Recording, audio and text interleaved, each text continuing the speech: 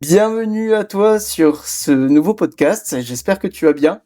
Aujourd'hui, j'ai l'honneur de pouvoir échanger avec Rafik qui a pu aujourd'hui accepter l'invitation.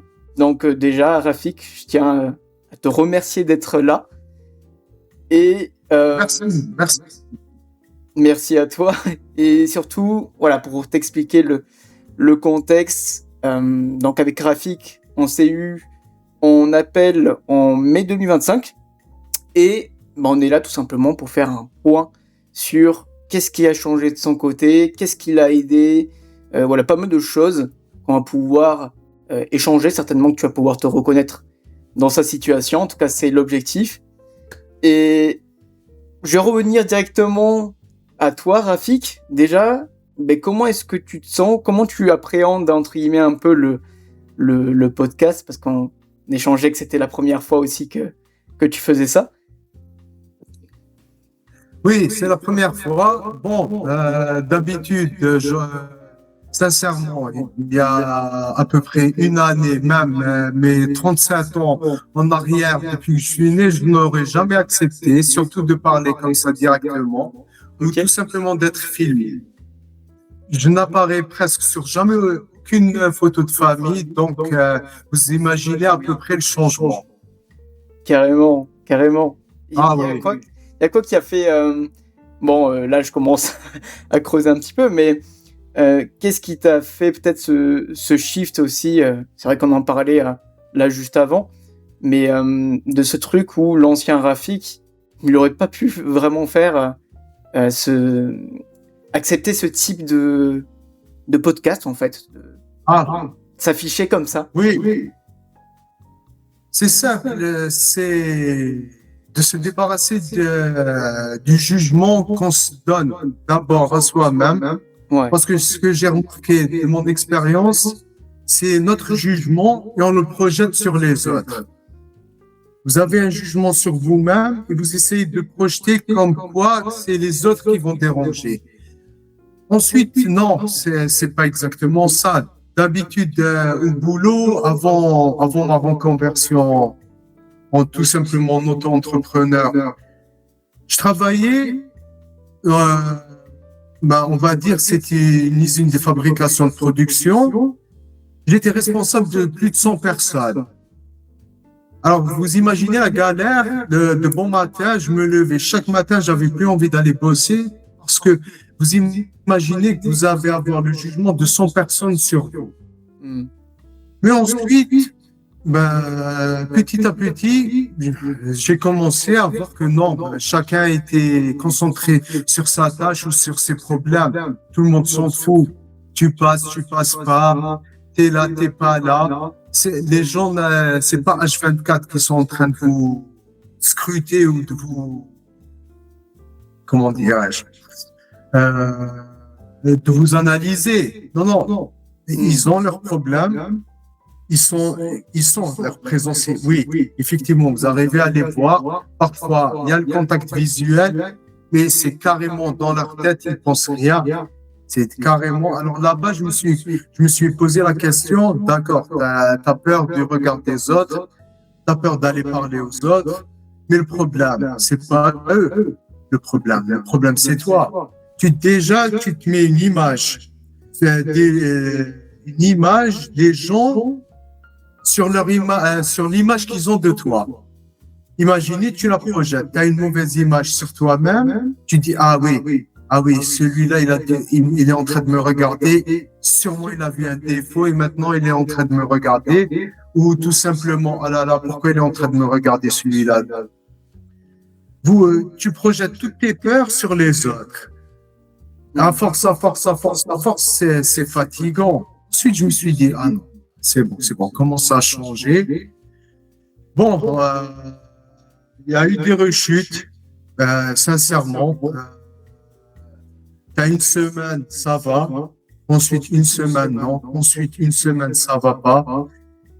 Et petit à petit, tu arrives comment dire, à t'habituer. Donc, tu t'habitues, tu vois que les gens, ça va, tu discutes avec eux, ils te répondent. Dans le cadre professionnel, ça allait. Mais dans le privé, c'était autre chose. On dirait que je m'étais créé une personnalité au boulot. C'était ça va, j'arrivais à gérer. Mais en dehors du boulot, et je vais te raconter cette histoire, même si le gars se trompait sur la monnaie qu'il devait me rendre, je disais rien. Je me disais, il m'a eu, c'est bon, allez.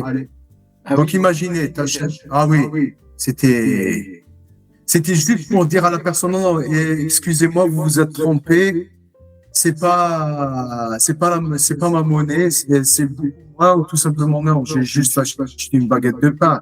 Là, c'est 10 fois ce prix. Non, je me disais, d'accord, c'est bon, la prochaine fois. Hmm. Alors, t'imagines? Mais c'est vrai que là, de ce que tu disais déjà, bon, c'est pour le point d'entrée, je pense que ça va beaucoup déjà parler à beaucoup de personnes là qui nous regardent de ma communauté par rapport à cette peur du regard des autres, du jugement. En fait, les gens sont majoritairement préoccupés de ce qu'ils ont à penser, de leurs problèmes. Et en fait, si toi, tu sais précisément quelle valeur tu as, en fait, t'as rien à prouver, à te reprocher, tu vois. Et c'est vrai que là, je pense que ce que t'as dû vivre, c'est que vu que tu avais une mauvaise perception de toi, et c'est intéressant que tu dises que tout partait de toi, c'est que au moindre regard, par exemple, comme tu disais, il y avait ce côté stress qui devait venir en mode ah ouais, mais à quoi il est en train de penser, certainement, tu vois, j'ai fait un truc qu'il fallait pas, etc. Exactement, Et, oui. Oui, ça va loin, ça va loin. Mais au fur et à mesure, c'est vraiment ce que tu disais aussi, se montrer de plus en plus, savoir nous, ben, la valeur intrinsèque qu'on a rien à se reprocher. Alors oui, on a bien sûr des choses entre guillemets à améliorer au fur et à mesure, à apprendre, mais voilà, pas pour correspondre constamment. Et c'est comme ça aussi qu'on désensibilise cette peur du regard des autres au fur et à mesure, qu'elle nous impacte. Ah oui. Mais ouais, en tout cas, c'était un bon point d'entrée graphique. Mais là, aujourd'hui, d'ailleurs, si tu devais un peu te présenter, donc tu avais dit que avant, tu travaillais à l'usine, mais maintenant, expliquer un peu qui tu es, où tu en es, ce que tu fais. Ah oui. Bon, on va faire la version longue ou la version courte? La version moyenne, ça te va? Ok. S'il y a une version moyenne. Bon. Parce que j'ai pas mal de questions. Maintenant, Oui, Tony. Je suis web designer, spécialiste en design d'expérience utilisateur et d'interface utilisateur. C'est un domaine que je connaissais pas il y a 1 an et demi. Je me disais, autant faire ta reconversion, autant aller dans un domaine où là, tu ne connais pas du tout, pour te prouver à toi-même que tu as toujours la capacité d'apprendre et d'avancer. J'ai demandé à mes amis quel domaine est en vogue ou tout simplement où il y a du boulot en tant que freelance ou tout simplement en tant qu'entrepreneur pour ne plus aller travailler en tant que salarié. Ils m'ont dit, il y a un stage de design. On s'est inscrit, design utilisateur, d'expérience utilisateur. Si tu veux, tu peux venir, il y a une place de libre. Je me suis dit, OK. Ça s'est passé en 5 mois. C'était excellent. La formation était excellente. Après la formation, j'ai commencé à chercher plateforme de freelance. C'est à éviter. Beaucoup trop de concurrence. Ouais. C'est le rapport du marché. Il y a beaucoup moins de demandes. Il y a beaucoup trop de propositions. Donc, pour décrocher le client, il faut être dans les 10 premiers. D'accord, c'est bon. Donc, ce qui me restait, c'était aller chercher les prospects moi-même. Avec ma timidité et le problème que j'avais par rapport à démarrer une conversation, tout simplement envoyer un email. La peur de déranger, je te raconte pas. Je trouve comme ça la demande du gars, écrite noir sur blanc, voilà, cherche un web designer. Je me suis dit, oh, non, non, non, non, écoute, si tu vas lui envoyer maintenant, tu as 90% de chance de foirer le truc, mais tu te dis, ah ouais, je suis pas assez. Non, il y a ensuite le syndrome de l'imposteur qui s'est manifesté. Ouais. Non, tu vas proposer aux gens de leur faire un site web. Tu t'y connais, tu as seulement 6 mois. Et là, tu commences. Mais pour éviter, pour éviter de tomber dans mon habitude ou tout simplement dans ma zone de confort, qu'est-ce que j'ai fait? J'ai fait un programme. C'était simple, Tony. Avant notre première conversation, j'avais fait un programme. Tous les jours, 4 heures, tu apprends le web design exact. Tu apprends à coder, tu fais des sites WordPress, tu fais du framework, tu vas t'achètes ton abonnement, tu commences à travailler en ligne avec un client imaginaire. Là-bas, j'ai fait la rencontre d'un Nigérian, je travaille toujours avec lui. C'était pour le design de l'application. Lui, il fait le design, l'interaction, l'expérience utilisateur, l'interface. Et là, il me dit, j'ai besoin d'un site web. Je me suis dit, là, c'est l'occasion rêvée. J'ai fait son site web, je lui ai préparé la conception, le script, un site web complet, et il marche. Je me suis dit, d'accord. Donc là, question technique, c'est bon. Tu es calé, tu arrives à faire un site, tu arrives à faire le design d'une application, tu arrives à comprendre le client, ce qu'il a besoin. Donc, tu vas contacter les clients. Ça t'a mis en confiance. Et là, oui, mais on va dire une confiance à 50%. Ouais. Parce que chaque matin, je me levais. Bon, allez. Aujourd'hui, je vais envoyer 10 emails. Je commence, je rédige mon email, je le vérifie, je le relis. Ensuite, je le relis 1 fois, 2 fois, 3 fois, 4 fois, 1 heure passe. Bon, maintenant, je vais les envoyer. Je prends ma base de données. Ensuite, non, il n'y a pas assez d'emails. Je commence à remplir la base de données avec plus de contacts. Et là, maintenant, je vais aller faire mon sport. Je reviens. Ouais. Maintenant, il est trop tard pour envoyer les emails. Il est 17h. Dommage. C'était juste, on dirait que je m'auto-sabotais. Ouais. Tu faisais en sorte de pouvoir t'éviter les confrontations, les actions qui te faisaient vraiment sortir de ta zone de confort. Et de risquer que peut-être tu sois pas forcément crédible ou que ça foire, que ça échoue, que ce soit pas vraiment le t'imagines les pires scénarios possibles. Les pires scénarios. Ok, carrément. Ensuite, carrément, Tony. Ensuite, la base de données, j'ai pris presque 1 mois à la faire. Il y avait plus de 1000 contacts. L'email, je l'ai relu, je l'ai réécrit au moins une 500 fois, 500 de fois. Et là, je me suis dit, bon, d'accord, t'as juste le bouton entrée. Tu te lèves demain, t'envoies. J'ai pris la base de données, j'ai envoyé l'email. 1 heure plus tard, le téléphone a commencé à sonner. Je me suis dit, wow, déjà. Ok. J'avais une habitude. Mais il y avait une habitude de, non, je vais pas lui parler. Non, attends. Ensuite, non, quand même, le gars est en train d'appeler. C'est ces moments d'hésitation. Heureusement, c'était après notre discussion, j'ai commencé à plus me rendre compte beaucoup plus facilement on va dire ces interruptions de volonté ou tout simplement c'était des blocages. Ouais. Tu te dis, non, mais je vais pas les décrocher. Pourtant que c'est le gars qui est en train d'appeler. Tu lui as envoyé un email, il a lu, ça lui a plu, donc il t'appelle.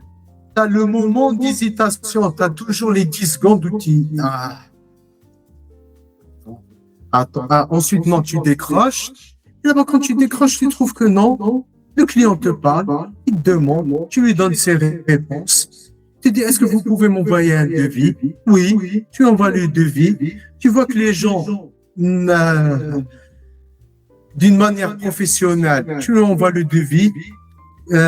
Ils te répondent, merci de votre réactivité. Merci de nous avoir contactés. On en avait vraiment besoin. Est-ce qu'on peut faire une rencontre face à face pour pouvoir parler du projet? Et là, il y a le problème. Ah non, la rencontre face à face. Là, je me tais. Il y a les 10 secondes de silence. Il me dit, on dirait que le gars avait compris. Il me dit, d'accord, ça sera après-demain à 9h. Je lui dis, OK. J'avais plus le choix. Mais s'il m'avait laissé le choix, je lui aurais dit non. Ensuite, je suis parti, ça s'est très bien passé. Et là, en sortant de chez lui, j'ai commencé à marcher et me dire, ah là, t'as vu? C'était aussi simple que ça. Si tu avais refusé, tu n'aurais jamais eu ce contrat. Et là, tu commences petit à petit à trouver tout ce qui te fait défaut, à analyser. Donc, parfois, ça prend un petit peu de temps d'analyser. 1 minute, mais parfois la plus longue, c'est 1 minute. Mais tu as les 10 secondes, tu as les 20 secondes d'hésitation. Mais j'arrive à les analyser. Il y a une année de cela, c'était les 10 secondes d'hésitation prenaient le dessus et on dirait qu'ils écrasaient ma conscience. Les 10 secondes d'hésitation avec le stress, direct, mauvaise décision. Mais là, j'arrive à prendre du recul, j'arrive à analyser. C'est excellent parce que parfois, je vois chez mes amis ou les personnes avec qui je suis en train de discuter des défauts que j'ai que je n'arrivais pas à analyser, comme ceux de rencontrer les gens, les clients, ou tout simplement comme la journée d'aujourd'hui, aller distribuer des cartes visite. J'ai fait une map hier, j'ai noté toutes les agences se trouvant sur un même secteur. Je me suis dit, bon, d'accord, tu te lèves à 6h du matin, tu pars, il commence à 9h, à 9h, tu as 1, 2, 3, 4, 5 pour m'aider. J'ai rédigé tout ça sur un carnet. Chaque agence où je pars, je leur donne ma carte de visite, je les barre. Je leur propose une audit gratuite, ils te remballent direct.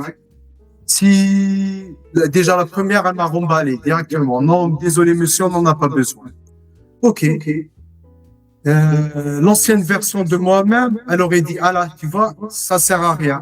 Je serais parti chercher une cafétéria, j'aurais pris mon café et je serais rentré à la maison. Mais aujourd'hui, non. Bon, la première, bon, d'accord, c'est pas grave. Allez, on passe à la deuxième. La troisième, la quatrième, la cinquième. Ah oui, j'avais une liste d'une vingtaine, je les ai toutes faites. 75% m'ont remballé, 25% m'ont demandé mes tarifs et m'ont demandé les détails et comment on peut travailler. Donc, question de prospection, j'ai directement on va dire, pour flatter mon ego, je recherche une petite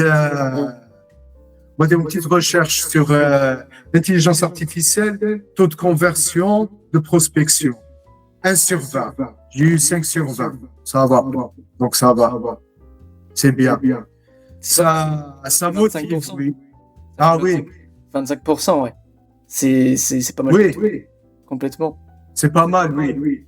Et c'est vrai que là, du coup, dans ce que tu as partagé, finalement, on voit les changements qu'il y a déjà. C'est avant, tu étais plus dans une dynamique où tu hésitais à chaque étape et tu n'osais pas forcément franchir le pas.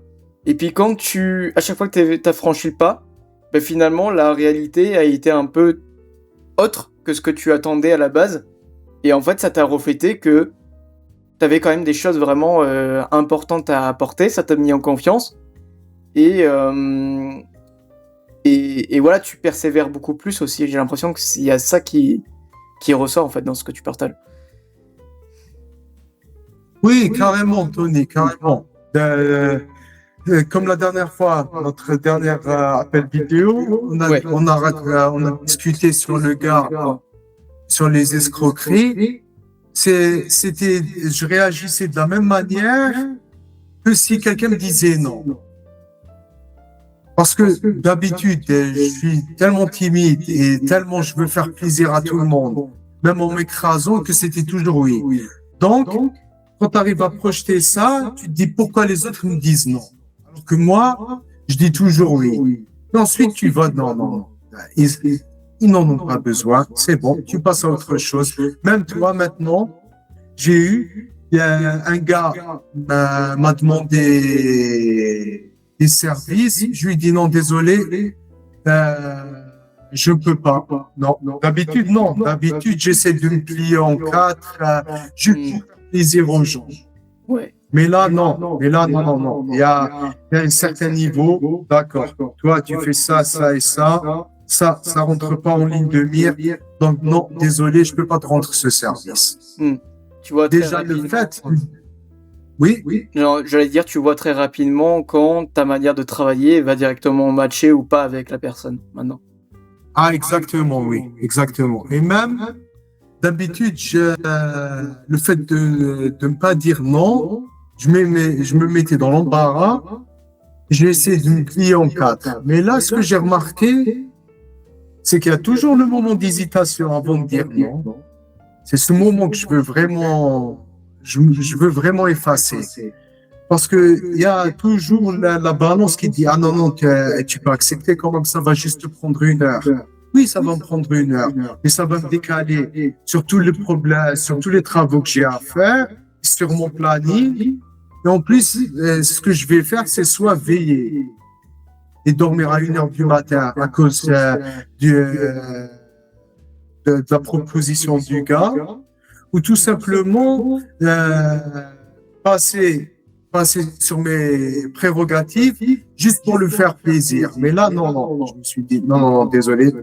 À chaque fois, il y a ce moment d'hésitation. Attends, je vais accepter. Ensuite, non. Tu as les 10 secondes qui te disent, je vais accepter, je vais accepter. Oh non. Ouais. Non, c'est tellement catégorique. Mais il y a un an de cela, j'arrivais pas à dire non. Ouais. J'avais remarqué ça au boulot, la hiérarchie, ce qu'ils me disaient, je disais oui. Et oui, c'était... Là, pour refaire un cap, quand tu réfléchis, parce finalement, il y a eu un peu toute l'histoire, finalement, que tu as pu partager, c'est hyper parlant. Mais avant l'appel, quand tu te souviens, donc c'était en... Non, je disais que c'était en mai tout à l'heure, mais non, c'était en juillet. C'était en juillet, oui, en juillet. Oui, c'était en juillet quand c'était eu. Juillet 2025. Ok, donc t'étais dans des phases où t'avais encore du mal peut-être à passer l'action, t'avais beaucoup d'hésitation, etc. Cette timidité, cette peur de déranger. Pour toi, quand tu repenses à cet ancien Rafik, cette situation qu'il vivait, qu'est-ce qui te pesait le plus à ce moment-là ?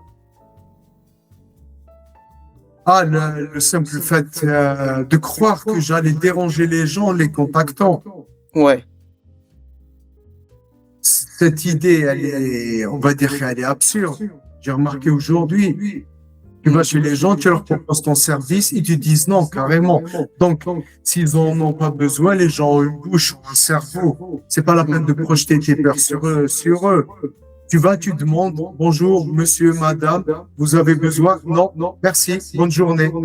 Et tu passes à autre chose. Mais il y a une année, c'était impensable. C'était impensable. J'arrivais même pas à parler. Je disais tout simplement tout. Oui, tu peux me remplacer. Oui, tu peux faire des heures sup. Oui, t'es libre le week-end. Oui. Non, mais là, c'est fini. Là, c'est bon. Là, je peux dire non, comme les gens te disent non, tu peux dire non. Tu arrives à t'analyser. C'est ce qui aide beaucoup. Je pense que même pour ceux qui nous entendent, c'est d'écrire tout ce qu'ils trouvent d'incohérent chez eux. Tu prends une feuille de papier, un carnet, un stylo et tu écris.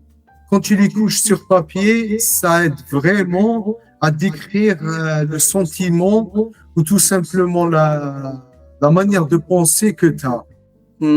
Quand tu arrives à la décrire sur papier, ça change. Je me suis décrit, personne timide, n'osant jamais dire non. peur des autres.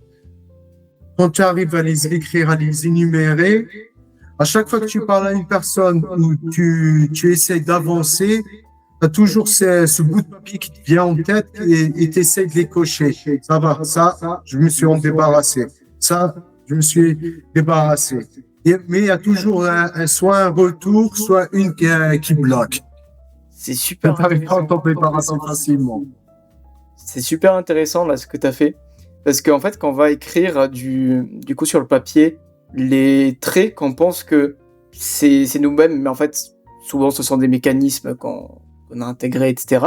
Mais en fait, ça nous permet de prendre du recul, de regarder, d'être plus en posture d'observation, plutôt que de répéter ce que nos schémas, d'incarner ce qu'on pensait être. Et c'est surtout une désidentification. Quand tu écris sur papier, là, ce que tu as dû faire, c'est en mode, ok, là, tu t'es séparé de ce qui s'était noté. Puis tu voyais le recul en temps réel. Ok, ça, ben, je le vois moins aujourd'hui. Et je sens que j'ai beaucoup avancé par rapport à ça. Et tu crées des liens, tu te comprends mieux. Comme ça. Ah, oui, carrément, oui. Oui. Parce que, bon, je vais encore te raconter une anecdote. Il y a à peu près 10 ans, oui, il y a 10 ans, je voulais m'en débarrasser, je voulais changer. Je commençais à acheter les livres de développement personnel. Le seul livre qui m'a personnellement aidé, c'était les 12 règles ou 12 lois pour une vie simple. C'est de Jordan B. Peterson. Et là, ah oui, quand tu lis le livre, tu vas te reconnaître. Tu vas reconnaître. Je me suis dit, bon, d'accord, tu as lu le livre. Ensuite, j'ai vu quelques vidéos sur YouTube quand il était prof.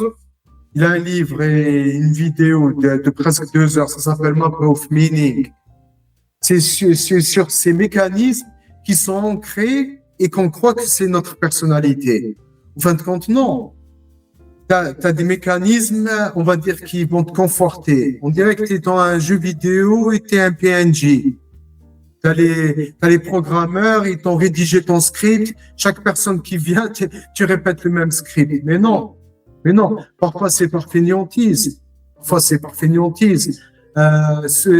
que ce que j'ai remarqué, les journées où je suis beaucoup fatigué, mentalement ou physiquement, j'ai tendance à rechuter. Donc, je crois que vraiment qu'il y a une relation entre l'aspect physique et psychologique de la chose.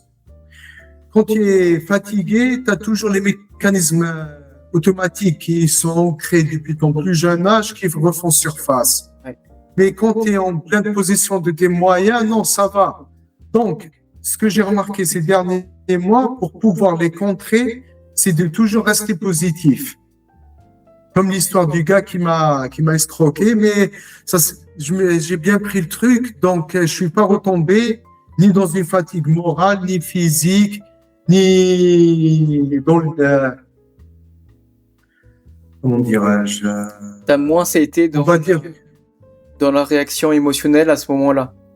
T'as mieux, entre guillemets, vécu la chose. T'étais plus resté serein, stable. Exactement. Je l'ai pris avec le sourire et exactement c'est ce qu'il fallait faire, car j'ai perdu, c'était perdu là, mais j'ai retrouvé, mais juste le lendemain, j'ai eu des clients qui me contactaient. Donc, si j'étais mal luné et tout ce qui s'ensuit, non, voilà, il m'a volé, tu retombes dans le schéma habituel de la victime et les schémas automatiques que j'avais avant, j'aurais jamais envoyé mes emails, j'aurais jamais proposé mes services à une autre boîte ou tout simplement à un autre client, j'aurais jamais décroché le client. Donc, ce que j'ai remarqué, c'est de toujours essayer d'être positif, alors que malgré ce que je suis en train de raconter, mais j'ai toujours, et j'essaie de les enlever, j'ai toujours, on va dire, ce déclic, c'est comme un interrupteur qui s'enclenche. Dès que je vois qu'un truc qui me plaît pas, ou tout simplement parfois, au lieu de le prendre positivement, on va dire que ça m'agace, ça m'énerve plus comme avant, mais j'ai toujours ce réflexe d'être agacé. J'arrive pas totalement à couper cette mauvaise habitude. Ok. Ça, c'est un truc que tu travailles au fur et à mesure, désensibiliser, on va dire, la réaction émotionnelle que tu peux avoir. Ok. Et là, si tu te souviens aussi dans le contexte justement de juillet, je vais te poser 2 questions en une. Alors déjà, est-ce que c'était la première fois que tu prenais un appel? Et le deuxième truc, c'est qu'est-ce qui t'avait fait sentir que prendre un appel ensemble, ça pouvait être vraiment bénéfique pour toi à ce moment-là? Alors, oui, c'était le premier appel vidéo. C'était le premier appel vidéo. Avec un inconnu, carrément. Je me suis dit, bon, le gars t'a contacté. On va dire 50%. C'était le fait qu'il m'avait contacté. Donc, je me suis dit, non, le gars, il s'est dérangé, il t'a envoyé un email. Et le deuxième, c'était pour me prouver que je pouvais carrément discuter avec une autre personne sans, on va dire, sans les blocages ou tout simplement répéter le schéma habituel. Quand tu as vraiment envie de changer, tu dois passer par les étapes, tu dois passer par ce que tu n'aimes pas. Donc, tu sors de ta zone de confort et tu acceptes. J'ai accepté. C'est une rencontre formidable. Voilà. Ça fait combien? 5-6 mois maintenant. Alors, depuis juillet, ça fait... Alors, ça fait 7 mois? 7 mois? Ouais. Bah non. Ben, bientôt 7 mois, vu que c'était fin juillet. Ouais, quand c'était eu, donc... Oui. 6 mois. On va dire 6 mois. Voilà, directement. Ça fait 6 mois. Ce que j'ai remarqué, je n'arrête pas d'avancer. C'est excellent. Parfois, on discute sur WhatsApp. Parfois, comme la dernière fois, un appel vidéo. J'arrive à avancer. C'est extraordinaire. Parce que tout simplement, 2 heures de discussion où j'étais vraiment saoulé, j'arrêtais pas de parler. Je me suis dit, mais quand même, tu arrives à parler. Voilà, sois toi-même. Parle avec les gens. Voilà. C'était excellent de faire ta connaissance, Tony, car ça m'a aidé. Quand tu vois qu'une personne te contacte et tu arrives à avancer, voilà, tu te dis, bon, d'accord, voilà, tu avances.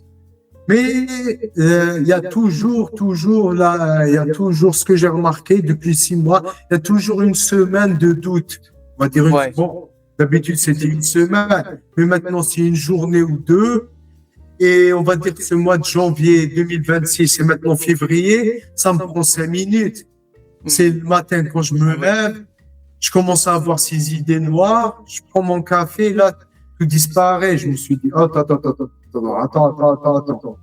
Ça fait plus d'1 an que tu essaies de changer, tu avances bien, n'essaie pas de tout foutre en l'air, ressaisis-toi, commence ta journée du bon pied et arrête de penser négativement, arrête d'être grincheux, arrête de trouver des explications à tes échecs alors que tu connais déjà l'explication. C'est essayer de trouver des raisons qui vont valider l'ancienne version. Tu dis non. Là, tu t'es loupé parce que tu n'as pas mis assez de ton cœur. C'est bon, c'est fini. Hop, on avance à autre chose. Et c'est ce qui permet, c'est comme les marches, c'est comme monter au 10e étage. Tu loupes une marche, ça va, tu continues à monter. Bien sûr. Moi, il y a un truc que je me souviens quand tu m'avais dit, justement, en début d'appel en juillet, c'est que je crois que tu avais hésité, tu avais presque fait en sorte de ne pas pouvoir être présent à l'appel.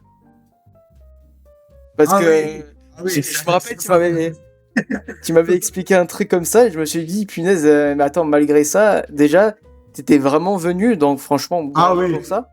Mais est-ce que tu pourrais expliquer un Oui. petit peu ce qui s'était passé parce que peut-être que ça pourra parler aussi Oui, qui nous oui. regarde. On va prendre la rigolade. Alors, je me suis levé le bon matin, je me suis dit, là, t'as le gars, il va t'appeler. Bon, essaye de trouver un truc ou essaye de lui envoyer un message sur WhatsApp, dis-lui non, c'est bon, je suis occupé. Essaye. Ensuite, bon, attends, on va voir. Les heures commençaient à passer. C'était à peu près vers 10 heures ou 11 heures. 9 heures. T'as la notification de Google.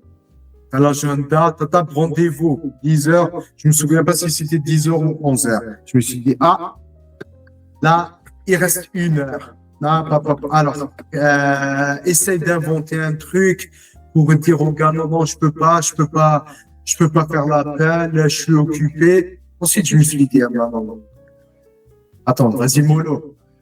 Essaye, le gars t'a contacté, c'est pas 1 heure à l'avance. Je me suis dit, non, le gars, il a dû préparer, il a des rendez-vous toute la journée, je vais refuser. C'était carrément la guerre, jusqu'à ce que la vidéo, on va dire l'appel vidéo commence. Mais c'était une guerre intérieure. Décroche pas, connecte-toi, déconnecte-toi. C'était vraiment une guerre. C'était vraiment très bien. Même la sensation était vraiment très bizarre parce que tu as un côté qui te dit allez, décroche. Et tu as une autre qui te dit allez, non, raccroche, dis-lui que la connexion est mauvaise. Tu commences à avoir de l'imagination. Et pour être honnête, même au début du podcast, j'ai eu cette sensation. Ah oui? Je vois le gros bouton rouge de l'appel, je me suis dit, et si je cliquais dessus? C'est vrai, là, aujourd'hui? Oui. Okay. Non, c'est juste avec nous. Non, c'est juste. Parfait. La petite pensée latente de l'ancien Rafik. Oui. Non. T'as vu quand tu commences à méditer, quand tu fais de la méditation, tu as toujours ces idées qui viennent et tu les lâches. Ouais. Et là, elle est venue directement. J'ai vu le bouton rouge, je me suis dit, là, et si tu raccrochais? Hop, c'est entré, c'est sorti. Ça va, j'ai pas fait d'effort quand même. C'est une anecdote. Au moins pour que les gens savent que n'importe qui a ces idées-là. C'est juste à nous de choisir est-ce qu'on les accepte ou non. On est humain, on a un cerveau qui fonctionne, on a une conscience. Donc, tu as toujours des idées qui passent par la tête. C'est normal, tu as toujours. Il y a des personnes qui ont 2-3 idées directes. Il y en a non qui passent la journée, il n'y a pas d'idées. Non, mais c'est normal, tout le monde passe par ça. Tout le monde. Il y a un truc, toi, sur lequel tu t'es raccroché pour te dire vas-y, on y va, on laisse les pensées de côté qui disent de trouver des excuses, des trucs comme ça, et on y va et on voit ce que ça donne. C'est la volonté de changer, c'est la manière de penser, carrément, Tony. C'est quand tu commences à changer, on va dire à évoluer, comme dans un jeu vidéo. Tu commences à former des points d'expérience, ça va. Tu arrives à distribuer tes points d'aptitude. Tu te dis, non, d'accord. Il y a une partie du cerveau qui analyse les données et qui dit non, ça à la poubelle, ça à la poubelle, ça à la poubelle, ça j'en ai besoin, ça à la poubelle, ça à la poubelle. Donc c'est comme ça que j'arrive à fonctionner ces derniers temps. C'est je m'assois, parfois je mets un minuteur, voilà, t'as une heure, t'envoies les emails, si le gars et tu réponds aux emails, direct, appel vidéo, tu le fais, il y a plus de non. Et j'essaie de trouver un truc, mais je suis pas bien aujourd'hui. T'es bien ou t'es pas bien? C'est comme la séance de sport. T'es bien ou t'es pas bien? Tu l'as fait, carrément. Mais ouais, tu fais ce qu'il y a à faire. Là, j'ai l'impression que c'est marrant parce que l'ancien Rafik essayait de trouver un stratagème pour ne pas faire ce qu'il semblait juste de faire. Et là, le nouveau Rafik, il fait vraiment le contraire. Il trouve des stratagèmes pour se dire non, pas d'excuses.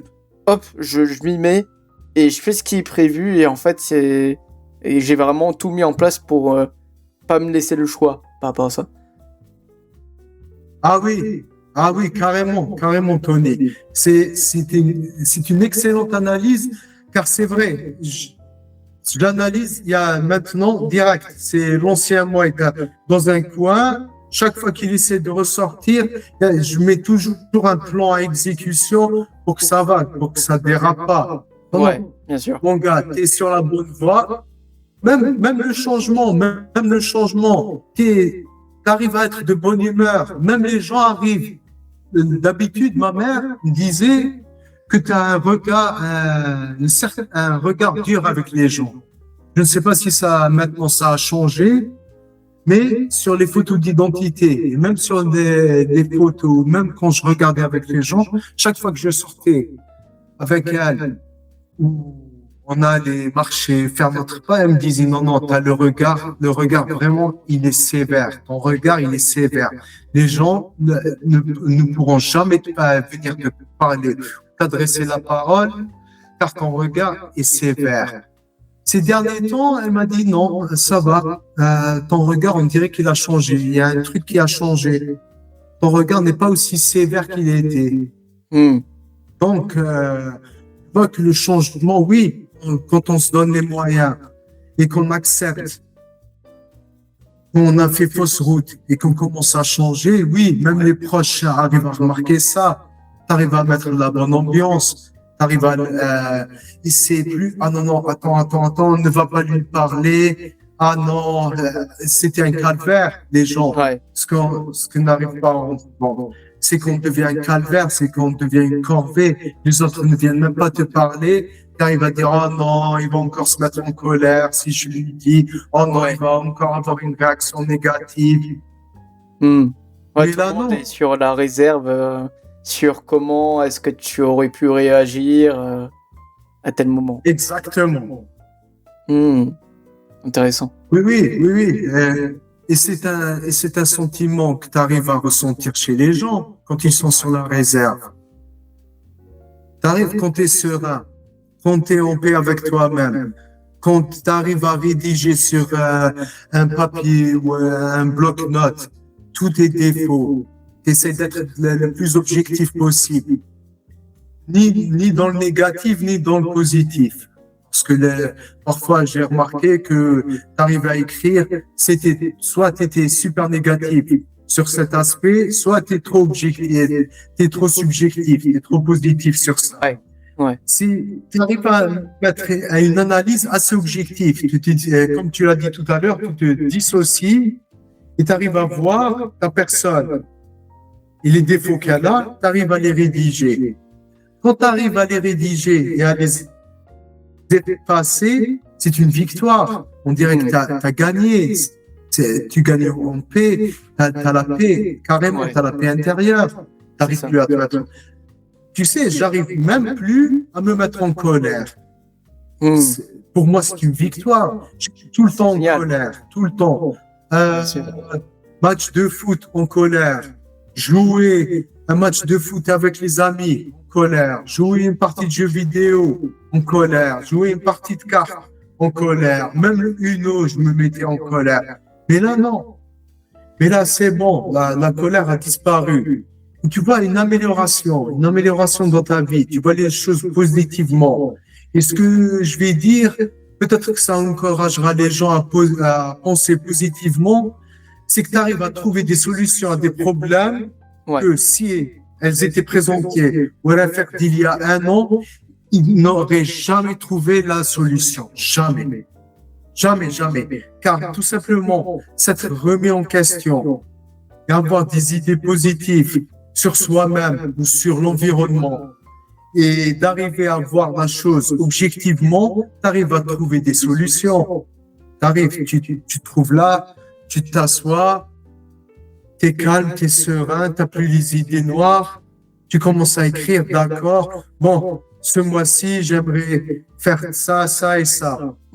D'accord, tu laisses, ouvre pas les idées, tu pars, tu fais ton sport, la marche, ou que tout simplement, tu travailles sur le projet d'un client. Sereinement, tu es assis, tu commences.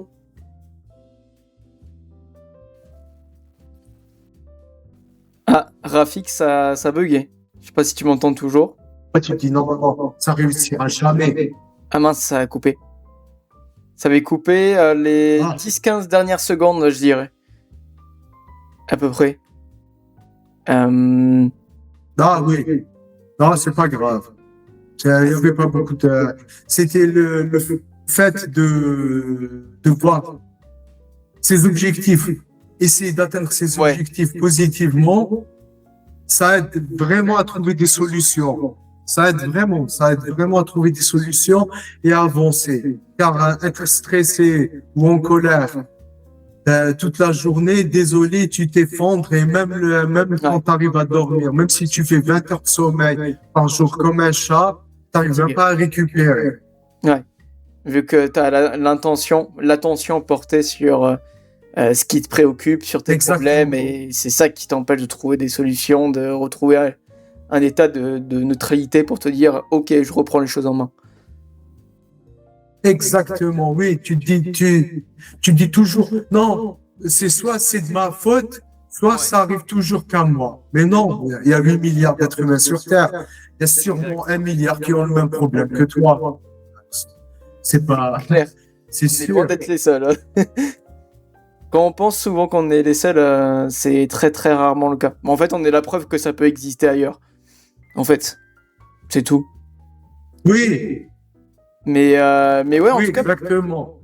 Par rapport à... Tu as donné énormément de clés et je pense que... D'ailleurs, j'espère que ceux qui nous regardent peut-être prennent des notes aussi. C'est un peu l'objectif de ce type de podcast. Parce que toi, tu vois, tu as exposé des choses qui t'ont énormément aidé.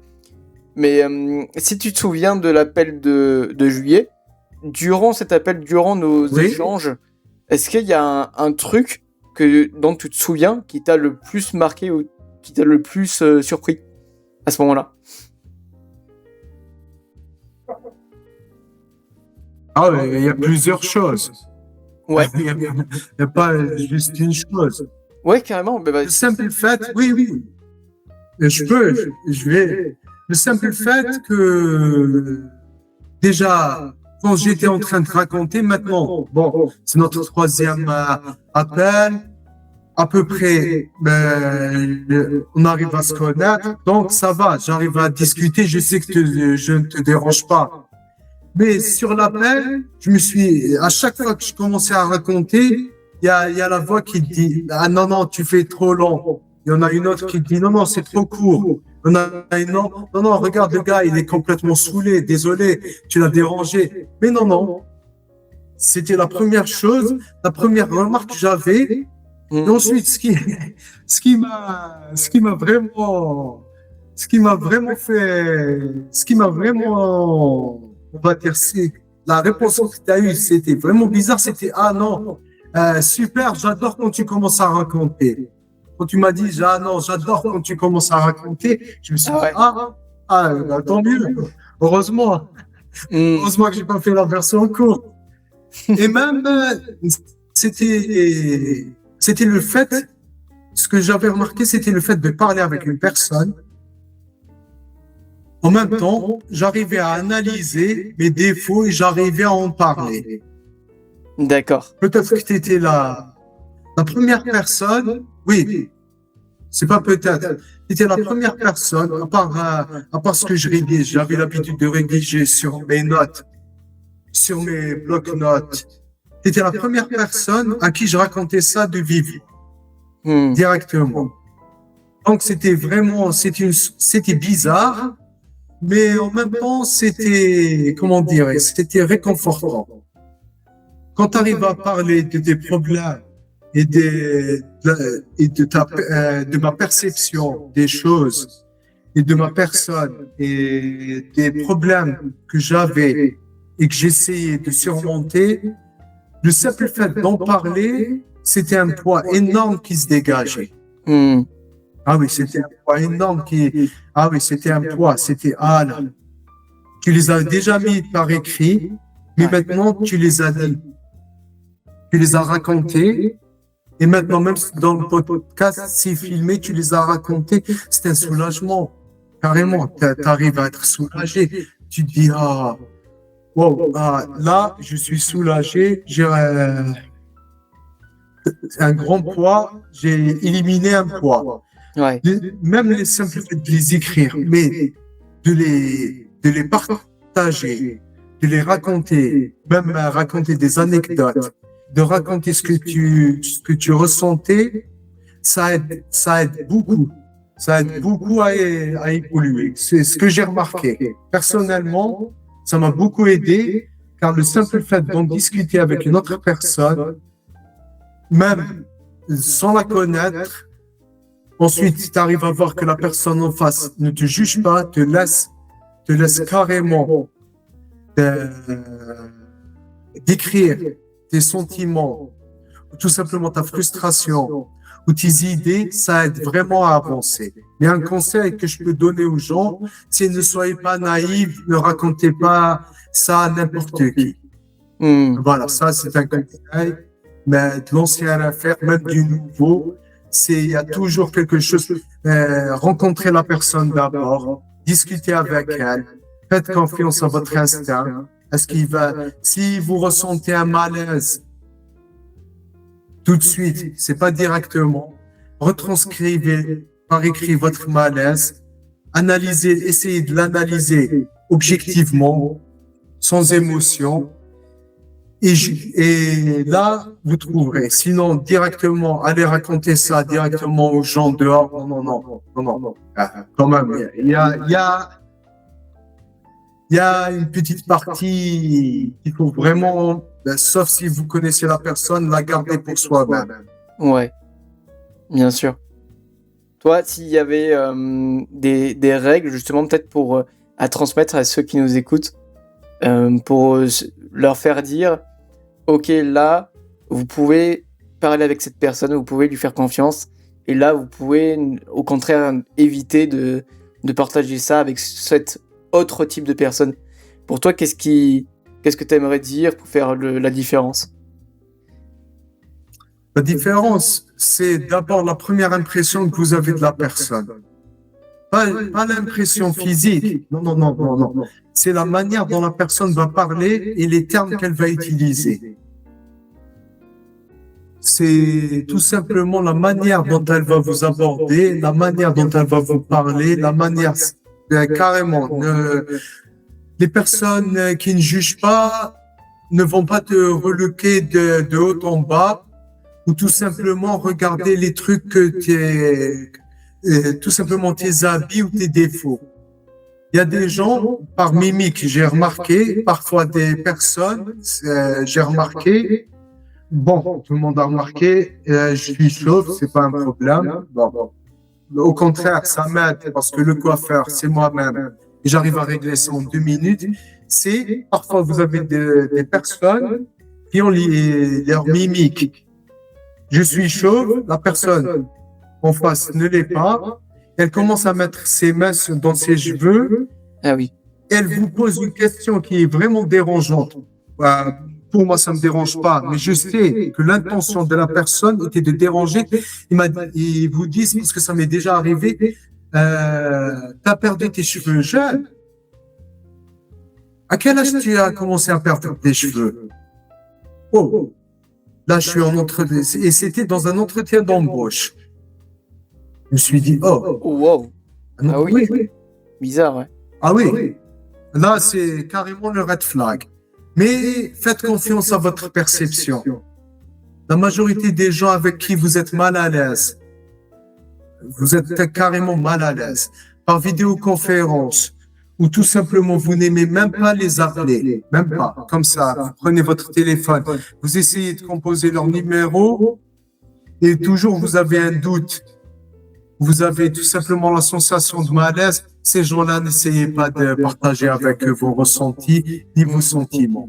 La deuxième, La deuxième catégorie de gens aussi, c'est ceux qui rapportent, ceux qui racontent des secrets directement, ceux qui, la première rencontre, ils vous disent un secret.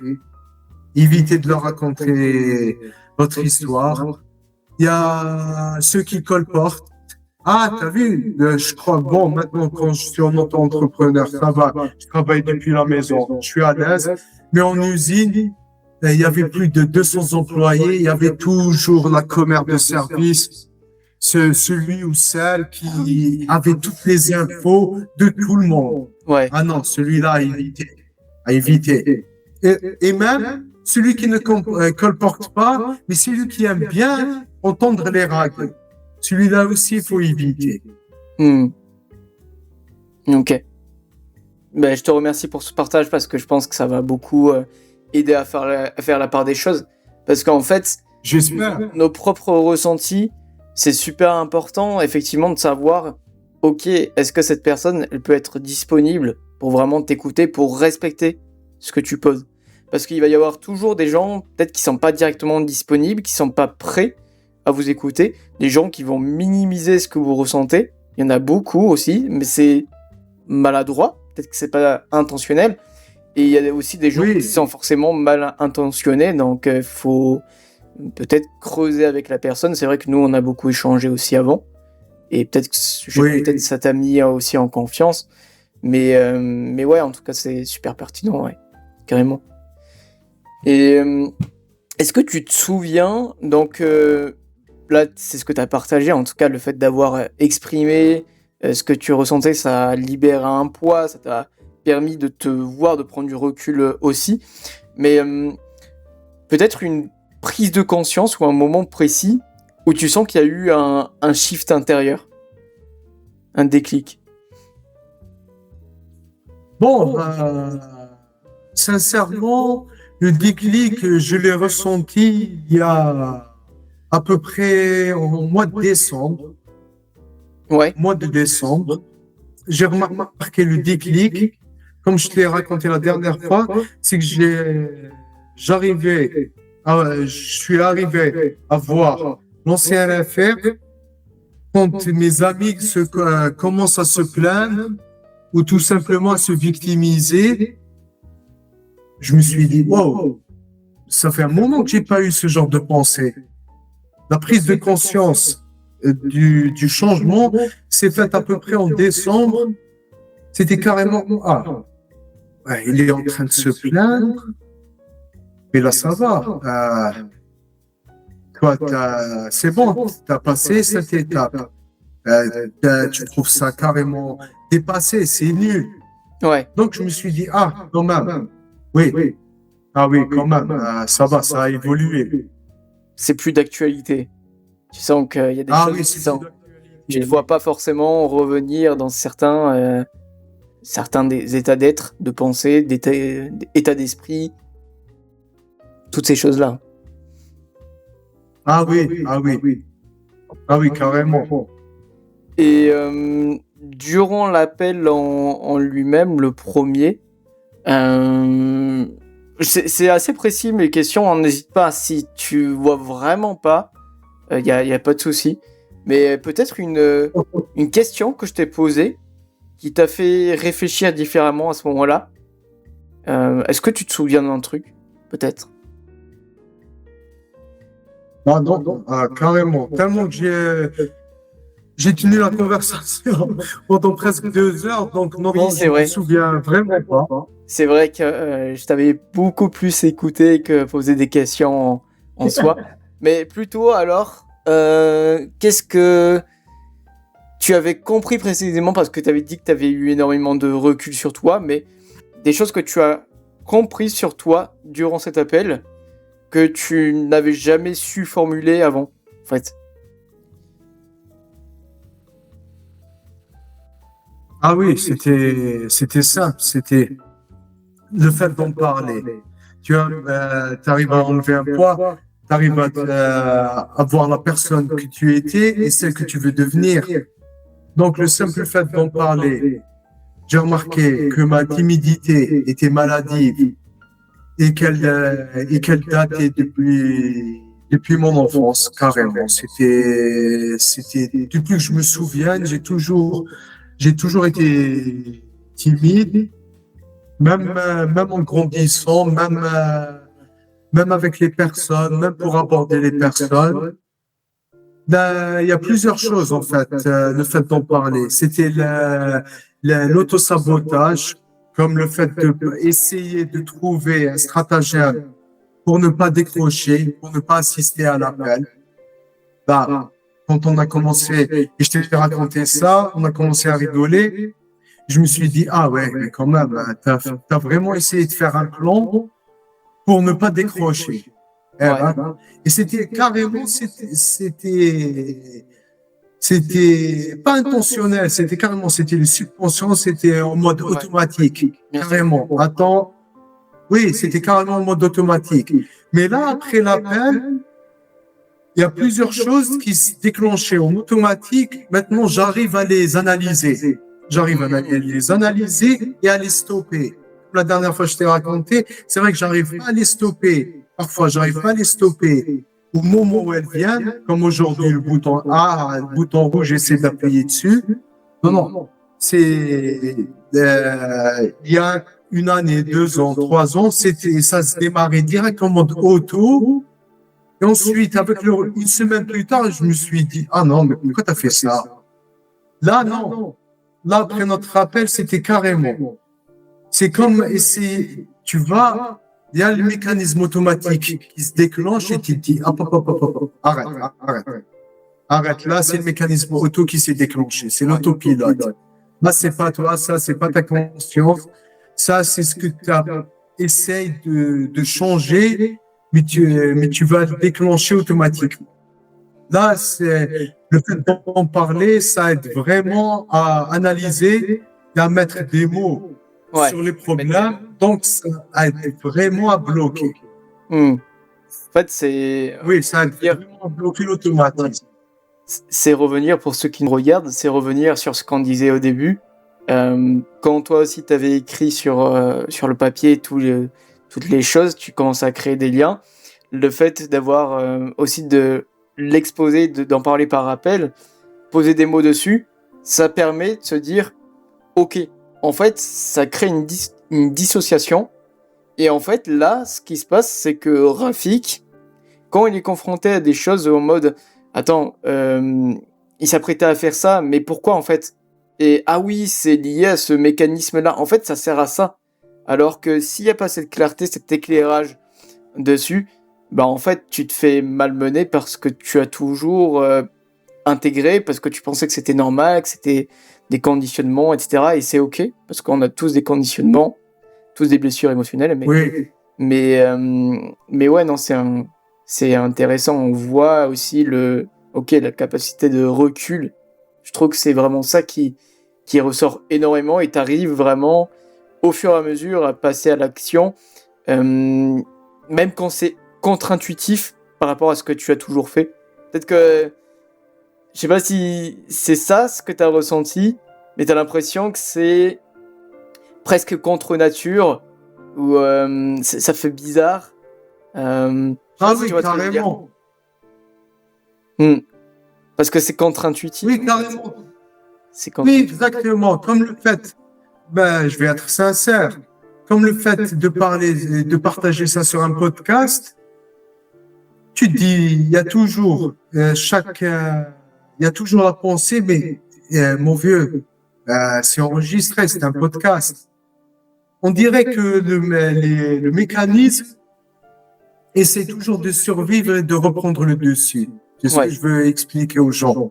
C'est un travail de longue haleine. C'est pas en une semaine ou en une heure ou en 2 heures. Non, non, c'est un travail quotidien. C'est quotidien. C'est une remise en question. Ce n'est pas facile. Je peux expliquer ça aux gens. Beaucoup de gens n'aiment pas se remettre en question. J'arrive à le concevoir parce que j'étais comme ça. Donc oui, ce n'est pas facile pour ceux qui... Oui. C'est comme la préparation pour le marathon. Tu vois les gens courir, tu dis, ah non, c'est simple, 4 heures. 4 heures de course, ça va, ça passe, 40 kilomètres. Quand tu commences à t'entraîner, les 20 premiers kilomètres, c'est bon. Tu te dis, non, non, non, je vais appeler l'ambulance. Non, c'est bon, mes jambes, elles sont détruites. C'est presque la même chose. C'est le plaisir du parcours, c'est essayer de prendre plaisir sur le cheminement. C'est les entraînements, c'est la même chose, c'est prendre plaisir. Ouais. C'est le cheminement qui fait plaisir, qui va être la plus grande source de satisfaction. Et non pas arriver à la ligne d'arrivée. Non, non, c'est le chemin.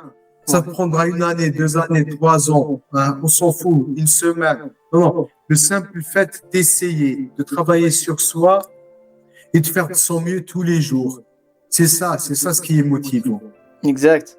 T'as pas besoin d'être parfait, c'est vraiment petite victoire par petite victoire. Et quand tu te vois, tu te dis, ah ouais, mais l'ancien Rafik ou l'ancien Tony ou l'ancien toi, il a fait telle ou telle chose encore, et il le fait de plus en plus souvent, alors qu'il n'aurait jamais fait ça il y a encore quelques mois. C'est très satisfaisant. Ah oui. Et puis, ouais, c'est un travail de toute une vie, comme tu dis. Mais, ah oui, c'est une vie.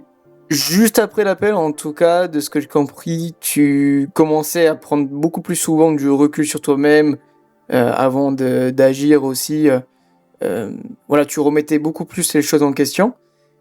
Et tu te rappelles dans les premières semaines qui ont suivi notre appel, s'il y a un premier truc, tu vois, même une anecdote, un truc comme ça qui te vient, un premier truc que t'as arrêté de faire ou t'as fait vraiment différemment, t'as décidé de trancher, de prendre une décision. Ah oui. Bon, le premier truc, c'était d'abandonner le syndrome de l'imposteur. Tu te dis toujours que non, je suis pas qualifié. C'était juste pour éviter le contact avec les gens. Tu te dis non, attends, je vais faire une autre formation avant de me lancer. Après notre appel, je me suis dit, écoute, tu as 1 semaine, tu termines ton site web, tu commences à démarcher et à trouver des prospects, tu vas parler aux gens, carrément. Ah oui, c'était un changement radical parce que ce que j'ai remarqué, et j'arrive à le remarquer maintenant, chez les gens, c'est le fait de repousser la chose. Oui, ça va te sortir de ta zone de confort. Oui, c'est désagréable. Les premiers temps, oui, c'est désagréable. Mais le fait de le faire et d'essayer, d'enchaîner et d'avancer, le sentiment que cette action ou ce fait est désagréable disparaît. Ouais. Disparaît, les gens doivent comprendre que ça va disparaître naturellement. Vous allez même pas vous rendre compte. Pour moi, maintenant, prendre mon téléphone et appeler un client ou discuter avec une autre personne est devenu naturel. Ouais. Carrément, c'est devenu naturel. C'est devenu, carrément, j'ai remarqué ça. Tu fais ton travail, tu essaies d'avancer, tu essaies de t'améliorer. Il y a 1 année de cela, si on m'avait demandé, tiens, voici des cartes visite, va les distribuer, je les aurais jetées à la première poubelle que je trouverais. Et si on me demandait, je leur aurais dit oui, je les ai distribuées. Ouais. Ou je les aurais gardées. Oui, je les aurais carrément gardées. Mais là, non. Là, c'était les bâtiments, je sonnais, bonjour, oui, c'est pourquoi. Pour une proposition. Proposition de quoi? Proposition de collaboration. C'est carrément. Non, c'est pas, désolé, je suis venu travailler chez vous si vous avez un emploi. C'est devenu carrément non. Bonjour, c'est pour vous proposer mes services en tant que collaborateur. Carrément. C'est voilà, voici mes taux journaliers. Voilà, si vous avez des projets, je vous envoie une proforma. C'est même le travail de salarié, c'est fini. C'est une page qui se tourne. C'est carrément ça change. Car d'habitude, j'avais l'habitude de vendre ma journée, de vendre carrément mes 8 heures. Je vais pas dire que c'est pas bien ou non, nous devons tous être des auto-entrepreneurs ou entrepreneurs ou faire des sociétés. Non, non, non, non. Pour les jeunes qui nous entendent, qui sont en train ou universitaires, il n'y a pas de mal à être salarié. Essayez. Si vous voulez gravir les échelons, c'est pas un problème. Si vous voulez vous lancer dans l'auto-entrepreneuriat aussi, c'est pas un problème. Voyez votre personnalité et là où vous êtes le plus à l'aise. Quand j'étais salarié, j'ai commencé en tant que manutentionnaire, puis magasinier, puis commercial, puis chef d'atelier, puis directeur de production. Donc, en presque 13 ans dans la même boîte et une évolution constante. Mais il y avait toujours, c'était toujours salarié, c'était la sécurité et en même temps, ça a coïncidé avec mon ancienne personnalité ou tout simplement tout ce que j'évitais de faire, d'aller trouver des contacts, le changement de personne tous les jours. Parce que maintenant, c'est simple, j'ai un client, je travaille maximum avec lui au grand max 6 mois. Et puis basta, carrément. C'est seulement s'il a envie, ça sera l'année prochaine. Et vous avez tous les jours des nouveaux clients.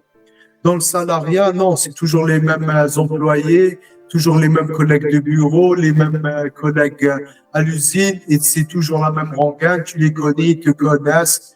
C'est une sorte de zone de confort. T'as toujours zone de confort. T'as toujours les mêmes repères. Ah oui, toujours les mêmes repères et c'est une manière même ta manière de penser n'est pas la même. Ouais, bien sûr. Là, carrément. Là, tu prospectes, ta timidité, tu l'écrases. Mais travail de salarié, non, il est timide, personne va te parler. Ensuite, petit à petit, après 1 an, 2 ans, c'est bon, tu te fais des amis au boulot, tes collègues de travail, ils t'invitent, tu les invites. Et c'est bon, mais t'as toujours ta timidité avec les autres. Ouais. Mais là, non, là, t'arrives à la gérer, t'arrives à la contrôler, c'est pas la même chose. Ouais, tu sais que tu travailles, tu dois vraiment travailler. T'as un contexte où t'es presque obligé de travailler dessus, sans que ce soit un surplus de pression, parce que c'est toi qui choisis cette contrainte, entre guillemets. Tu dis, exactement, okay, mais ça, je le choisis parce que je sais que ça va me faire grandir. Et en fait, c'est totalement différent par rapport à un truc que tu te sens obligé de faire. T'as la pression derrière, tu te sens submergé par rapport à ce qu'il faut faire. Et je voulais aussi revenir sur un truc que tu disais. Au début, souvent, surtout quand ça va être des choses qu'on n'a jamais appris à faire, qu'on n'a jamais eu l'habitude de faire, qu'on connaît pas, qu'on est complètement novice, complètement débutant, eh bien, on va faire des trucs maladroits, on va faire des trucs imparfaits, on va faire des trucs qui sont inconfortables au début. Souvent, ce qui se passe, c'est que on va pas vraiment apprécier, à part si on a ce détachement et se dire en mode, ok, là, je suis passé à l'action quand même, c'était inconfortable. J'aurais pu mieux faire, mais je l'ai quand même fait. Mais au fur et à mesure, c'est ce que tu disais, ça devient naturel et presque, je rajouterais même, je sais pas si ça te parle aussi, tu prends presque du plaisir en fait à faire ça. Ah oui. À faire ce qui était inconfortable. Oui, genre, c'est naturel et ça te plaît en fait finalement. Exactement. Oui, c'est carrément ça, c'est exactement. Tu arrives à la faire naturellement et tu as un sentiment de fierté que tu as réussi. Ouais. Carrément que tu as fait, que tu es arrivé à la faire et en plus sans essayer de trouver un stratagème pour t'auto-saboter ou de procrastiner. Donc oui, tu la ressens comme une victoire. Carrément. Bien sûr. Oui, parce que les gens, la majorité, on va dire, les gens, moi, je parle personnellement, j'aimais pas courir, j'aimais pas faire la course à pied. C'était les 15 premières minutes, t'as envie d'arrêter. Ensuite, je me disais, allez, non, vas-y, fais une demi-heure. Allez, les 15 premières minutes, Chaque minute, tu dis, ah non, c'est bon, j'arrête. On peut dire. Ensuite, non, ensuite tu prends l'habitude, tu commences à te repousser 1 heure et demie, sortie Ouais, longue, 2 heures, semi-marathon, ensuite tu arrives à faire un marathon, tu dis, ah, oh, il y a 2 ans, 3 ans de cela, j'arrivais même pas à courir 15 minutes. Là, c'est la même chose. L'entraînement du mental, c'est comme un entraînement physique. hmm, Tu commences par des c'est la même petites chose. tâches, c'est ce que j'ai envie de dire aux gens. Commencez par des petites tâches, n'essayez pas directement de changer à 100%. Je ne sais pas, peut-être qu'il y a des gens qui arrivent à le faire, mais dans la majorité des cas, personnellement, non, c'est pas ce que j'ai entrepris. Non, Ouais, ouais. au contraire, c'est une démarche, En fait, c'est comme démarche ça d'un que escalier. c'est comme ça que tu construis la confiance, c'est quand tu mets cet ego de côté sans t'identifier au fait que t'es débutant, c'est normal. On est tous débutants quelque part. Puis Exactement. après, en fait, mais tu fais tes premiers trucs et tu te dis ah ouais, mais en fait j'en suis capable. Et je pense que c'est ça aussi qui ressort pas mal de ce que tu as dit. C'est par exemple ah ouais, t'as commencé à envoyer ton premier mail ou un truc comme ça. Et tu te dis punaise, en fait j'ai été Oui, capable. Et ok, en plus j'ai eu tel feedback, tel retour.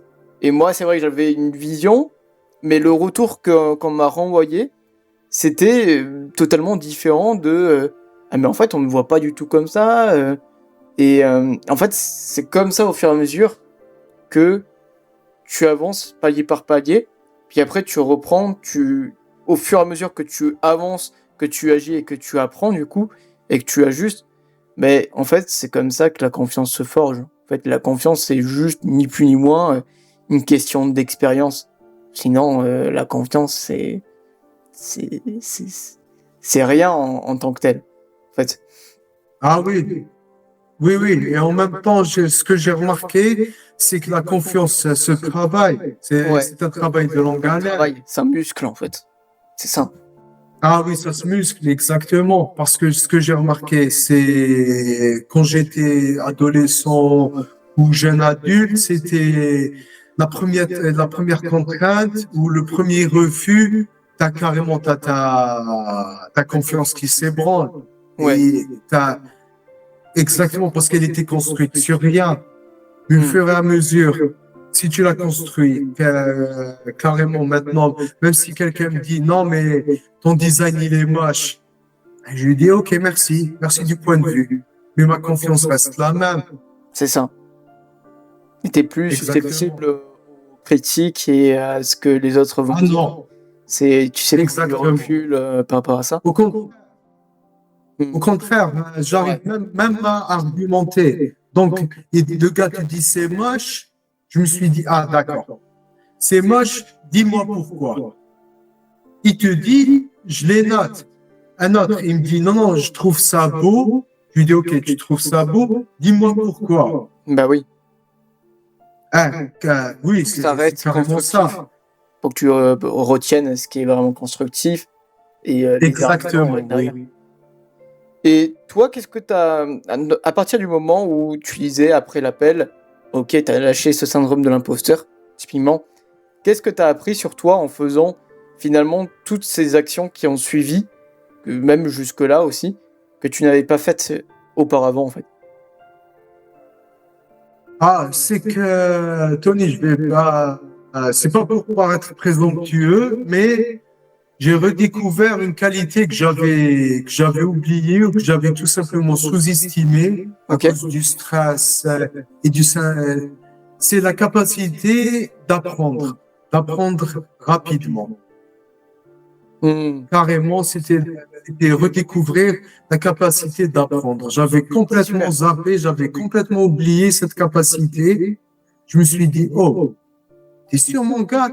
Non, non. J'avais remarqué le premier site web, tout ce qu'il m'avait demandé, 90%, je connaissais pas. Je lui ai dit oui, oui, oui, oui, je peux le faire, je peux le faire. En une journée, maximum, c'était une journée. 90% de ce que je devais faire, je l'ai appris. Hmm. Ensuite, deuxième projet, la même chose. Troisième, la même chose. Et maintenant, j'arrive à apprendre beaucoup plus facilement on dirait que ma capacité, on va dire que je l'ai perdue depuis que j'ai terminé mon diplôme. Depuis que j'ai terminé mon diplôme universitaire, cette capacité, on dirait qu'elle avait disparu. Hmm. C'était à chaque fois, c'est le sentiment que j'aime pas que les gens se sentent, c'est de se sous-estimer, c'est le plus pire. Ouais. Le sentiment de se sous-estimer, c'est le plus pire. Je trouve personnellement qu'il est beaucoup plus destructeur que de se surestimer. Hmm. Carrément. Se sous-estimer est beaucoup plus dangereux que de se surestimer. Car se surestimer, si tu arrives à construire la confiance qui va avec, ça va, tu arrives à avancer. Ouais. Mais se sous-estimer, c'est destructeur, c'est carrément destructeur. Tu te mets des bâtons dans les roues, en fait. Ah oui, tu t'auto-sabotes carrément. Ouais, totalement. Ouais. Hmm. Et là, admettons, t'aurais pas pris l'appel que je t'ai proposé, mais par contre, tu te serais dit, ok, peut-être que avec une vidéo, une formation, t'aurais pu travailler sur toi. Là, comment dire, si t'avais fait ce choix-là, qu'est-ce que t'aurais pu ne pas avoir par rapport à si tu avais pris l'appel? La question est peut-être... Non, ça s'est coupé, donc... Ah, tu veux que je répète? Oui, Ouais. oui, s'il te plaît. Ouais, c'est vraiment une projection. Alors peut-être que c'est compliqué aussi de trouver la réponse immédiate. Mais admettons, au lieu, Oui. quand je t'ai proposé de prendre, qu'on se fasse un appel ensemble pour échanger sur ta situation par message, t'aurais très bien pu te dire, ouais, mais je vais plutôt prendre une formation, une vidéo ou un truc comme ça pour voir, pour avancer et consommer, on va dire, des ressources déjà existantes pour travailler sur toi, entre guillemets.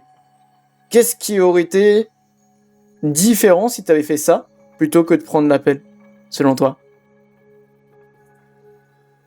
Donc, tu voudrais dire la différence entre prendre une formation Ouais, qui est déjà faite ou un appel direct pour parler. ouais, c'est ça, exactement. En tout cas, l'appel qu'on a eu ensemble, Bon. enfin, par rapport à ce qu'on... Ah oui, bon.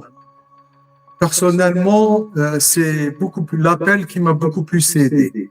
Ouais. Je ne vais pas dire que les formations ne servent à rien ou non, parce que tout simplement, prendre l'appel m'a fait sortir de ma zone de confort. Hmm. J'ai l'habitude de lire, j'ai l'habitude de suivre des formations,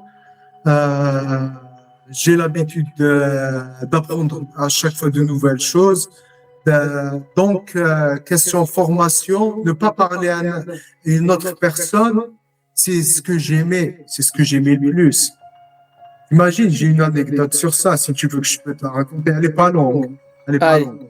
Vas-y, Imagine, raconte-nous, Rafi. j'ai appris, non, sincèrement, c'est pas pour me vanter, j'ai appris à réparer la voiture qu'on m'a donnée, la voiture, c'était comment on dit, c'était la voiture de la société, le véhicule de service.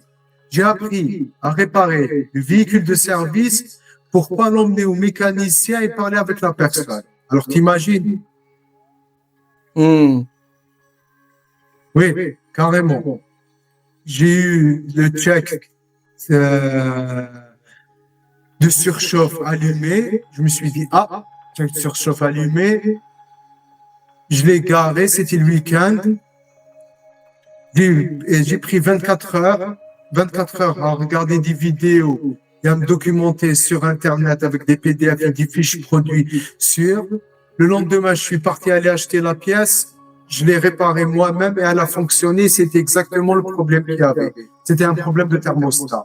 C'était juste pour ne pas l'emmener chez le mécanicien. Alors t'imagines, si tu m'avais proposé une formation ou un appel, j'aurais choisi directement la formation. Mais pour sortir de la zone de confort, j'ai choisi l'appel. Ok, carrément, c'est fort. Et, Ah oui. et pour toi, justement, quand tu vois l'ancien Rafik et peut-être même d'une manière générale, les gens que peut-être qui peuvent être présents aussi dans ma communauté, qui nous regardent, etc. À qui est-ce que tu recommanderais ce type d'appel qu'on a eu, ou en tout cas comme tu l'as vécu, à qui tu recommanderais vraiment de prendre un appel comme celui-ci?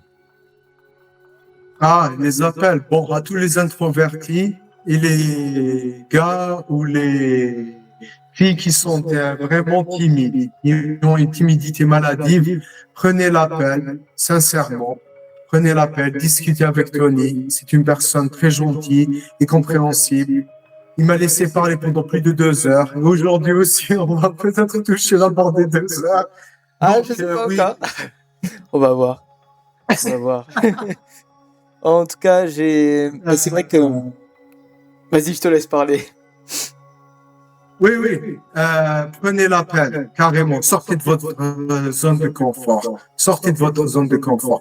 Prenez l'appel, discutez avec la personne qui est en face, discutez, racontez ce que vous avez sur le cœur directement. Et arrêtez de vous réfugier dans des books ou des PDF ou tout simplement de regarder votre PC ou plus pire, je ne sais quoi, de parler avec l'intelligence artificielle. Arrêtez, s'il vous plaît.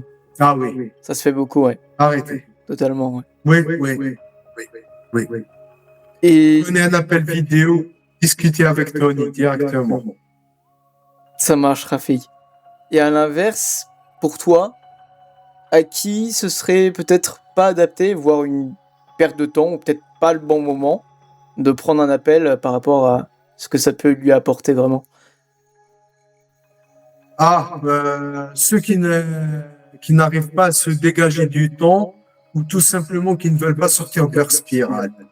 Ceux qui ne veulent pas avancer ou tout simplement qui attendent le bon moment. Sachez qu'il n'y a pas exactement de bon moment. C'est une décision à prendre consciemment. Ça ne va pas venir tout seul. Le changement ne vient pas tout seul. Au contraire, par expérience, ça peut juste empirer. Donc, ceux qui n'ont pas le temps ou tout simplement qui n'ont pas envie de s'investir à 100%, c'est pas la peine de prendre un appel. Ouais, bah c'est super pertinent ce que tu partages, parce qu'en fait, ce type d'appel, on en parlait justement sur l'appel de check-up qu'on avait fait la semaine dernière, c'était le 31 janvier. On avait discuté ensemble de ça avec Rafik. C'est que même si je peux poser certaines questions, je peux offrir du temps à mes abonnés, à ceux qui me suivent, etc. Les changements que Rafik, mais qui fait que aussi je lui ai proposé de faire un podcast ensemble, c'est parce que lui, il était vraiment dans cette démarche. C'est pas directement pour comparer, hein, mais ce qui fait que ça a marché, c'est qu'il s'est investi et qu'il avait conscience qu'il devait s'investir. C'est qu'il avait un recul, qui s'est dit ok, mais en fait, je peux pas rester dans cette situation. Et surtout, en fait, ce type d'appel, moi, je suis là pour poser ce type de questions, où parfois aussi, ça va être peut-être inconfortable, mais c'est super important d'être dans cette posture où, ouais, tu dois changer, tu dois apporter un changement, c'est ce que tu souhaites, et tu te priorises, parce qu'il y a aussi ces notions. D'ailleurs, ça m'intéresserait de savoir, Rafik, toi, qu'est-ce qui t'a fait comprendre que finalement, attendre le bon moment, mais en fait, le bon moment n'arrive jamais? Qu'est-ce qui t'a fait comprendre ça? Parce que carrément, j'ai pris conscience à peu près de ma timidité maladive et je me sous-estimais. J'avais 24 ans, ça fait plus de 13 ans de cela. Et à chaque fois, je me disais, non, c'est pas le moment. Ouais. Non, c'est pas le moment. Non, c'est pas le moment.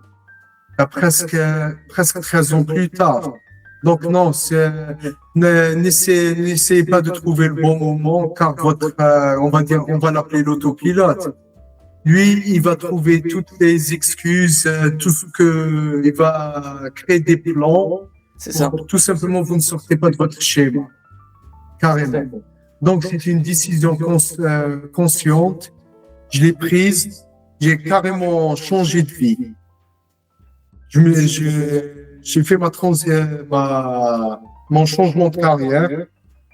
changement de personnalité, essayer de travailler sur soi pour trouver le véritable affaire. Celui dont je serais fier, pas celui dont j'ai honte, celui dont, quand je me regarde dans un miroir, je me suis dit, ah, tu t'es fait marcher dessus, t'as pas su dire non, regarde ta tante, c'était des mots forts, t'es un minable, Ah oui. t'arrives pas à avancer, t'arrives pas à faire rien, tu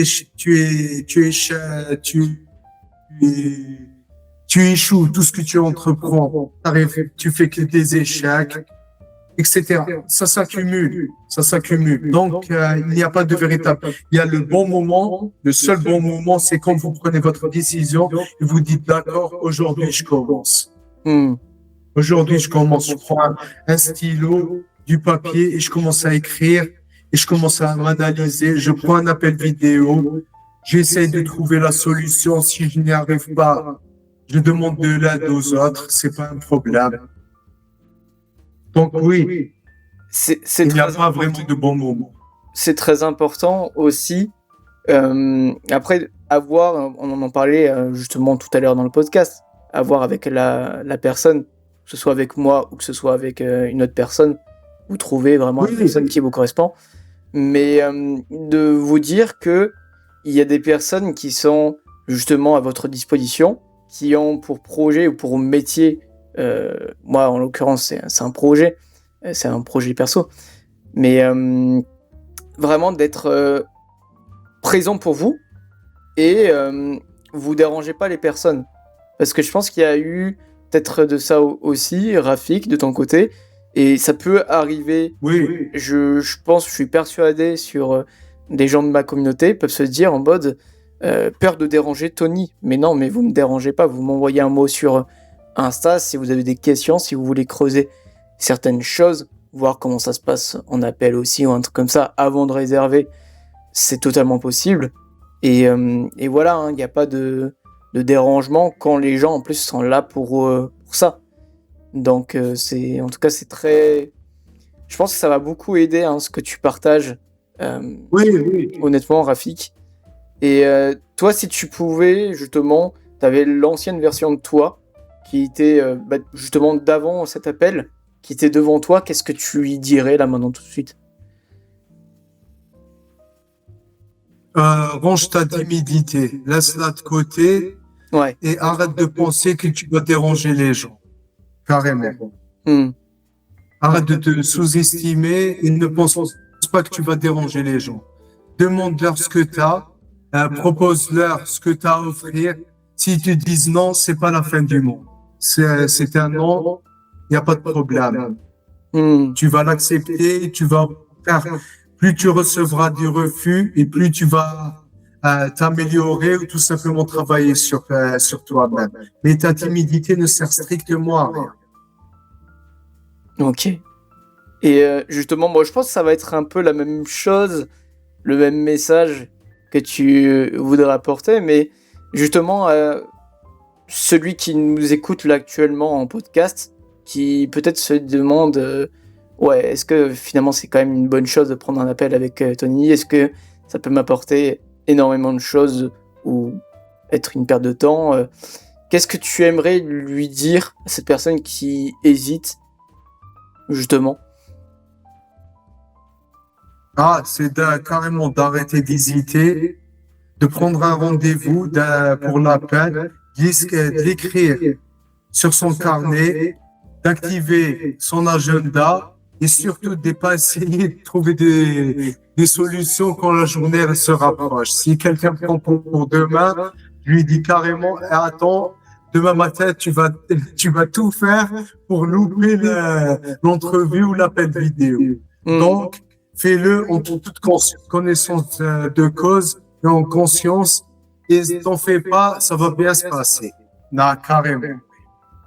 Super. En tout cas, Rafik, je te remercie pour tout ton temps, tous tes partages. Moi, c'est vrai qu'en tout cas, j'ai pas forcément plus de questions. Je pense qu'on a abordé beaucoup de choses. Je sais pas si tu...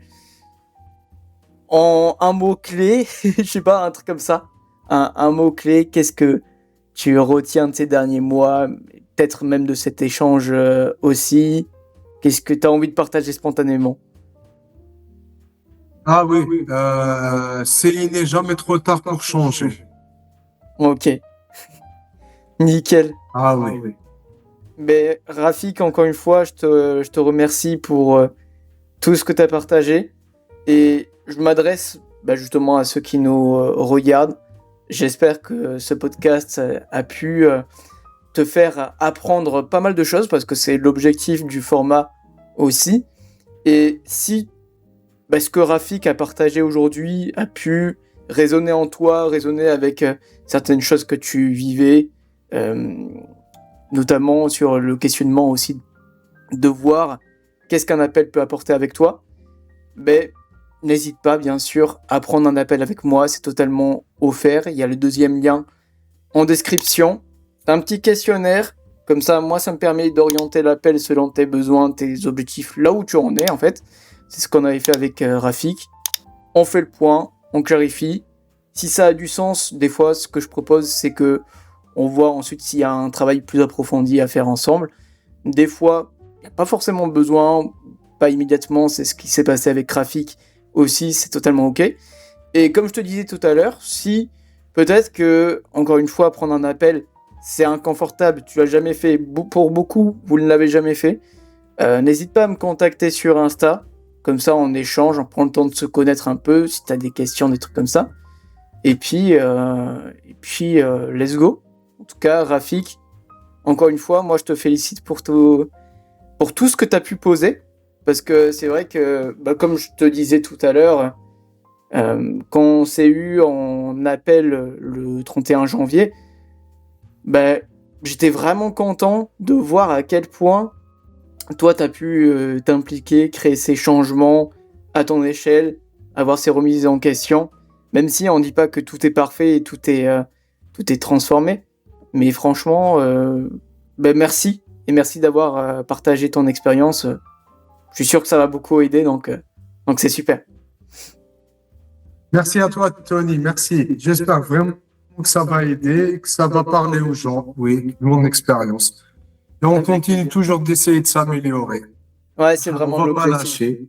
C'est vraiment l'objectif Ah oui. pour tout le monde, en fait. Et pour ceux qui nous regardent, n'hésitez pas aussi à commenter. J'en parle pas souvent, mais commentez-vous votre expérience. Peut-être des choses. Par exemple, vous aussi, vous avez compris que attendre le bon moment, c'est pas forcément la bonne solution. Ou alors sur votre timidité, sur cette peur de déranger, qui peut être très présente aussi sur votre rapport à vous-même. Tu vois, des choses comme ça.